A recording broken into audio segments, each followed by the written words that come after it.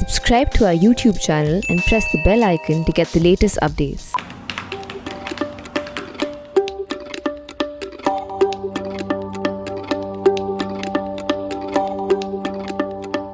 There's been much discussion on where the Chinese are coming from.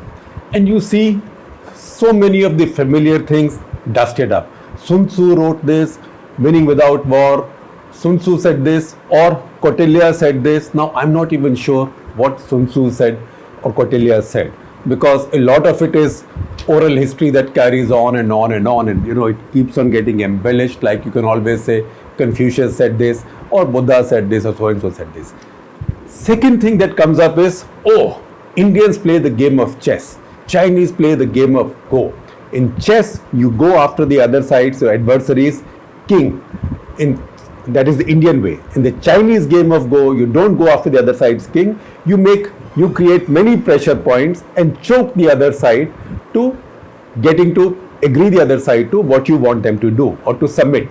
Now, let me say, and I'm trying to argue in this national interest, that let's move on from these cultural stereotypes, because everything that Sun Tzu said is known to the Indian side. Everything that Kautilya said is known to the Chinese side. Everything that's been made up in their names is also known to both sides. Also, modern warfare, modern diplomacy is not like an old board game or an old dice game. This is something else. You cannot apply everything, every stereotype to today. Also, we then run the risk of falling into dangerous cultural stereotypes. So junk all of them, become more contemporary in your thinking. And if you become more contemporary in your thinking and want to understand what the Chinese are doing, particularly vis-a-vis India, then think of something that India has done and India has perfected and India has used very effectively vis-a-vis Pakistan.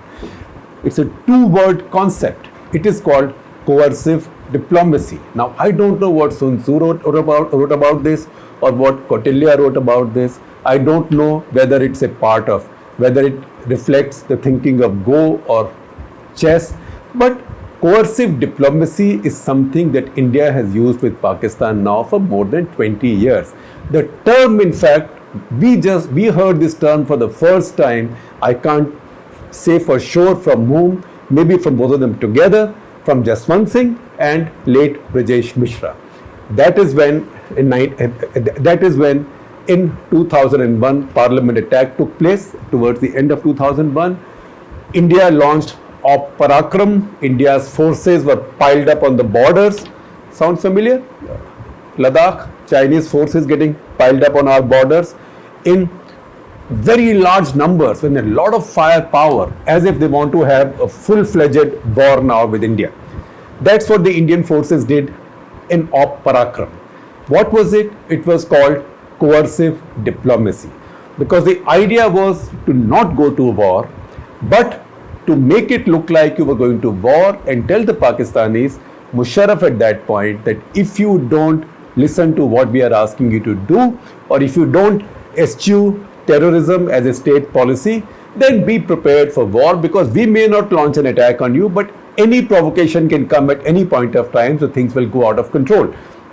In fact, I did at that point ask Rajesh Mishra and Vajpayee, both of them, at various points of time, and these are recorded interviews and accounts. And I said, look, you pile up your forces like that on the borders, live ammunition. How can you guarantee that some provocation will not lead to a war? We saw a couple of those provocations come, especially the attack on Kaluchak cantonment, where family members of several of our soldiers were killed or attacked by terrorists. That was a provocation in the summer of 2002, which could have led to a war right away. Didn't happen. So the answer I got was that for coercive diplomacy to work, the threat has to be so serious that even we begin to believe it. So coercive diplomacy, when a big power, particularly when a bigger power uses it over a smaller power, or what it sees as a smaller power, a power smaller than itself, then it becomes a game of very dangerous brinkmanship. Now, at that point, yes, at any point of time, things could have gone wrong.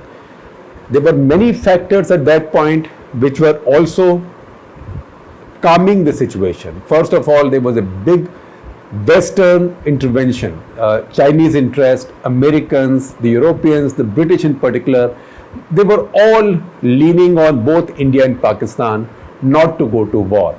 Anytime there was a provocation from the Pakistani side, you had somebody or the other flying in from Washington and London. In fact, Tony Blair came a couple of times, if I remember. Rumsfeld came.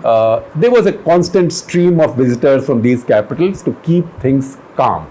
And anytime India had a demand, something was delivered or something was promised, or anytime it looked like something provocative was happening. For example, if either country shifted air assets big time in some area, these powers will intervene diplomatically and say, listen, you guys, calm down. That is not available right now. There are parallels that you can't miss between what India did, and India has done that again after that. Balakot, Pulwama was coercive diplomacy. In fact, after the first one, in January of 2002, Musharraf made a speech where, and this is within 3 weeks of Indian build-up, and he essentially accepted all of India's conditions, including to say that, oh, the 22 people that you want me to turn over to you, those are the terrorists you want, we haven't given them asylum. We'll check. If they are with us, we'll give them to you. Those include Dawood Ibrahim and some Khalistanis and the stuff. Of course, he didn't mean to, but he said that. Do the Chinese want something like that? Is it that the Chinese are daring, or Chinese are showing the audacity to try coercive diplomacy with us? You can't rule it out. The chances are the Chinese are neither playing Go, nor chess, nor following any Sun Tzu dictum or Quintilian dictum or Clausewitzian dictum or Machiavellian dictum. Chinese are using a strategy that India has used before. Now, if the Chinese exercise coercive diplomacy with us, a coercive diplomacy has to have a purpose. What India achieved from Op Parakram, although it went on too long, and I will come to that in this national interest, what India achieved from that was a guarantee from Pakistan. It didn't last very long, but it lasted long enough to be a reward. A guarantee that neither Pakistan's soil nor any soil controlled by it, which means Pakistan occupied Kashmir, will be allowed to be used for terror attacks in India. Now, once again, it gave you a peace that lasted a few years, but it did last a few years, so you did achieve something then. What is it that the Chinese want now? That is where we have to start thinking, and that's where you have to try and get into the Chinese mind and look at the picture around them. So what are the Chinese doing? The Chinese now think of themselves as a preeminent power in the world. Definitely in their own region, they don't want any challenger, anybody who sees themselves as competition to China. Around them, the only country that thinks like that is India. Okay, there is Japan and others, but they are not that big in size. They are also a little bit far, but it's not as if they are not having problems with China. They are all getting problems with China.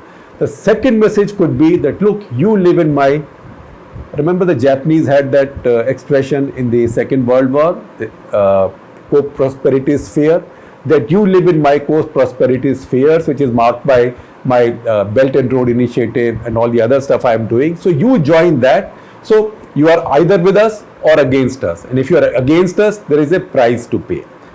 Or it could be that you Indians are coming too close to the Americans. If there is one power I fear in the world right now, and one power that I see as larger than myself, that is America. And Americans are far away, but Americans build more and more alliances around me. I feel throttled and I feel encircled. You don't be a part of that. Maybe that is what the Chinese want.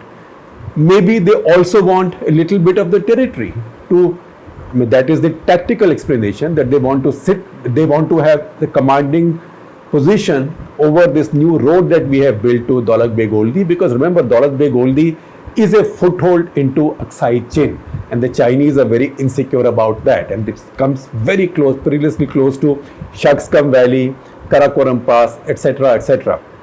If you ask me, I think that is less of a motivation. If that was the motivation, you don't have to move in so many hundreds of tanks and artillery guns and all this heavy bandobast against the line of actual control. I see it as reflecting the Indian build-up during Op Parakram. The Chinese are demanding something. Certainly, I am not saying India should give them what it is, but it should be interesting and important to figure out what is it the Chinese want. There is a quid pro quo in their minds, and I think as our people talk at various levels, at diplomatic levels, military levels, that quid pro quo will become evident. So that is what you have to watch out for. Now, how do you handle coercive diplomacy? So first thing is never to blink. Never look like you are being coerced. Musharraf did that in the very beginning and lost the issue there. Then, of course, India messed it up in that round by carrying on with the build-up for too long, by staying on too long. India could have declared victory after Musharraf's first conciliatory speech and come back, but India did not. So it became a situation where there was a stalemate with forces on both sides piled up, and once forces get built up like that, it becomes impossible for anybody to think of making any substantive gains, and even if the gains come, they come at too high a cost. So the Pakistanis succeeded in doing that because India did not know when to declare victory. When they could have declared victory easily, we did not do it, and then it became a stalemate. So once again, maybe that is the way to do it. Maybe the way is to stalemate the Chinese, or maybe the way is to check out with the Chinese what is it that they want. Are they actually paranoid? Are they actually insecure? Are they actually concerned that India's Home Minister said last year that we will take Aksai Chin back? So those are things that we have to now figure out. So once again, I will refer you to this discussion that I saw at Wilson Center of Washington, where Yun Sun, who is a very well-known China scholar, Chinese strategic scholar, who said that look, the Chinese may be doing this not because they are feeling so powerful and so secure and so dominant, but maybe because they are feeling insecure right now and vulnerable, because they feel encircled by a lot of the other countries, and they see America as pivotal to that encirclement, and they are even worried that India becomes a part of that encirclement. So once again, I am on our side, we are on our side, but once again, you can read which ancient scholar you want or strategist you want.